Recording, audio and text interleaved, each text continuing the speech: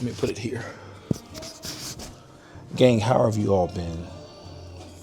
Life is 1-2 punch, 1-2 punch. And you know, sometimes like when I don't pod, I can tell when I hadn't podded because I kind of feel like I get backed up with information that I need to have and share. And that's when I know I need to come and talk to you all. So this right here is a goody gang essential, a podcast essential. Got to have the candle lit. You dig? Grab whatever your beverage of choice is and let's talk. Let's have a conversation. So cheers, gang. Cheers to you. It's your main man, Sam Goody.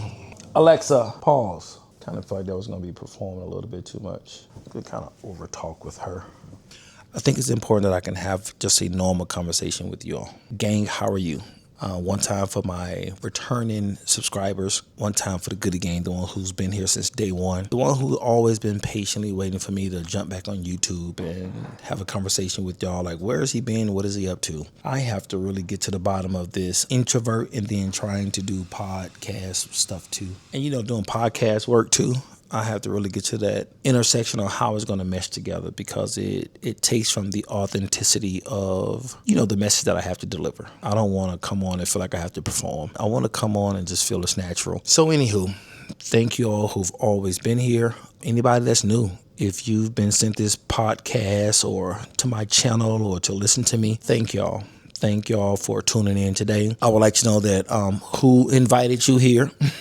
You know, in church, they always say, visitors, please stay in. Hey, leave me a comment down there. Hit a like. Let me know where you're from. Let me know where you're tuning into. I am very happy to have you. In the words of Jay-Z, you could have been anywhere else, but you are here with me. And I won't keep you for a long time. I'm here for a good time, not a long time. So, gang, with that being said, again, last time, how are you?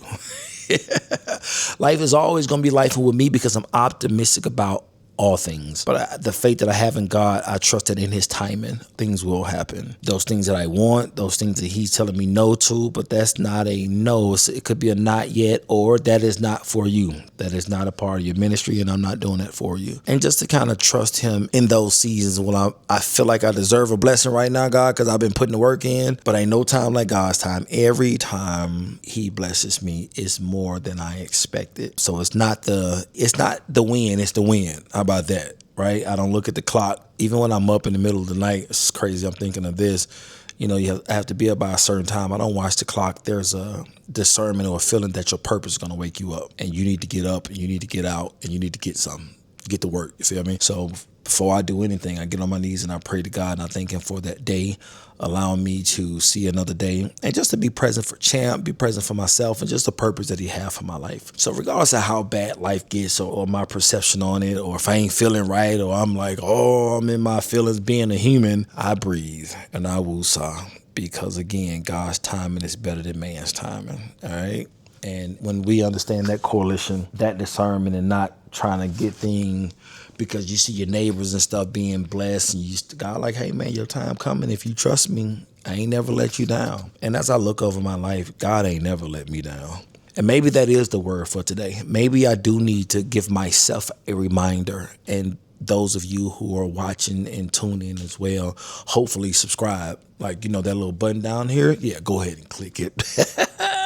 And matter of fact, turn your notifications on. Goody is back. But maybe that is it. You know, you have to check yourself when knowing that regardless of what season it is, don't be antsy for a blessing. Know that it's coming, but we still have work to do. We still have to grow to these things, and we're forever growing. You know, even when life feels redundant sometimes, redundancy is okay. That's how you learn. That's how I was able to really articulate God's blessings to me. I knew that when I was doing the right things and I came out of a season of, you know, not coming out of a season of praying, but building that relationship with God. It hits different when he sends you a blessing and you knew exactly what it took to get there. But you know that it's when he wants it. And sometimes God withhold blessings because you're really just simply not ready for it. And it's like, but God, I'm so close. I'm doing everything you've asked me to do. Why do I feel like I'm being punished for it? First off, I had to check those feelings because God ain't moving off of your feelings. So check your feelings. Check the ego at the door. God ain't got time for your pride. God has time for your obedience and your alignment and your consistency with him. I don't care what is going on in the world. Be not of the world. I ain't finna get spiritual today. Again, like I always say, I'm here for a good time, not a long time, gang. We really have to check ourselves when we in those seasons of when is that next blessing going to come. I know it's going to come. What's the rush? It's really not. We have to enjoy that in between blessing time. Are you really using the blessing that God gave you to bless other people? Are you really nurturing that blessing well? Do you want more of what God has given you? Because like whenever we get certain things, I go out and buy stuff and then I get it in the next week or two, I'm like, all right, I got it. So on to the next thing. No,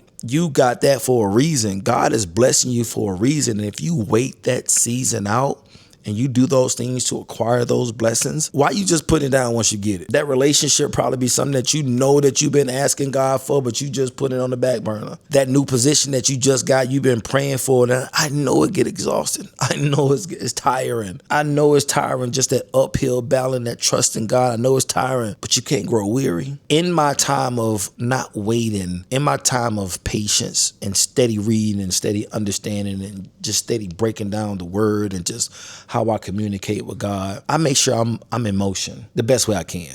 People may not agree with how you do things in the downtime because they call it downtime, but it ain't really downtime. Sometimes you have to rest. Sometimes you have to get your mind ready because you can overwork yourself. You can start to perform to try to acquire certain things.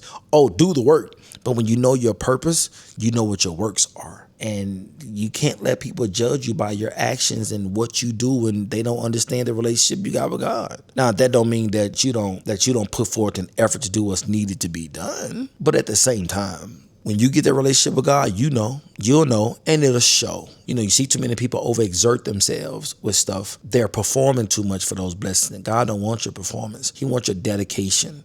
He wants your alignment and your obedience to him. And when you get those blessings, gang, you have got to take care of that, nurture that. We can ask in all our things, get understanding, but we need wisdom, y'all. And we have to start asking for it. And I started asking God for that wisdom, man. And when he gave it to me and I started to understand, to articulate it well, how to use those blessings that he's given me to be more impactful in my purpose, that's when I started to feel the change. That's when I started to feel that I was using my blessings to bless others. Giving a word to people is a blessing. Standing in the gap for people is a blessing. Your presence is a blessing. Giving what you can give financially or with your time, anything God gives you, you give to those people, because the more you give, the more you receive. Come on, man. Y'all know it.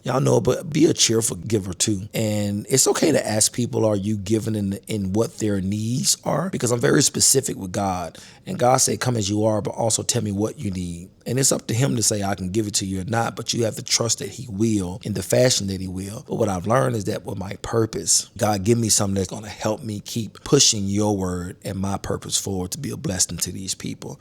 Ain't nothing like that. Your purpose has to be tied in service and love. There's not a money amount. You can't cap God with money. He owns the world. So there's more things out here outside of money. Now, money gets you shit. Champ like crab legs. Champ like hotel, champ like vacations. The family love vacations. We love a lot of stuff. So it takes that too. But the most important part is that you're adhering to what God is asking you to do, and that you're doing it with a cheerful heart. And you're not judging people. You ain't doing that. You're just doing the works of the Lord. And when you do that, God will bless you in so many ways that, I prayed last week that I needed God to throw your boy Allie. Before I got up, I was so confident that he would do it, because I felt that I was back in the groove of praying and worshiping, that I knew what it felt like. And again, you can't trust your feelings, but there are signs. You have signs in your life that God is about to show up, because you've been doing just what's been right. And you have to always prepare and make room for those blessings that you've been asking for, because it can happen just that fast. If you believe it can happen just that fast. Those bigger ones take a while. But when I asked him last week and God came through, I said, there ain't nobody but you, God. And I doubled down and I put my 10% back and I did what needed to be done. And I'm telling you, man, God is on time. So trust him in all you're getting. Get you some understanding. Stay in that word. Stay praying. But most importantly, stay worship. That's what activates your blessing. That's what activates God's motion. He's already been in those places where the things that you're asking him for. But you have to ask yourself, are you doing the right things? Are you in alignment? Are you growing weary? Go find you some strength. Look in the Bible and get up under a word. Get up under some good preaching. Ain't no sense going to church and you still gonna worry. I've seen more people uptown, downtown, get on their knees and pray, and they see God come through all the time. God knows your heart. Don't just come to him when you want something. Come to him because he's the one to come to get you through it. Gang, that's it, man. That's it. Take care of yourself. I love y'all. I had to sit here on this couch and, the sun said I couldn't.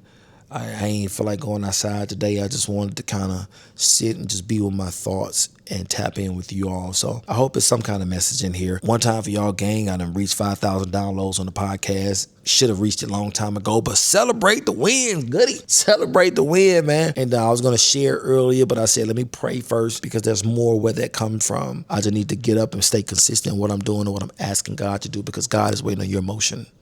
He like, I've already done my part. I'm waiting on you to come get this blessing. All right, gang. That's it, man. One time for the Goody Gang. And as I always say, I love y'all with the love of God. Y'all take care. Peace.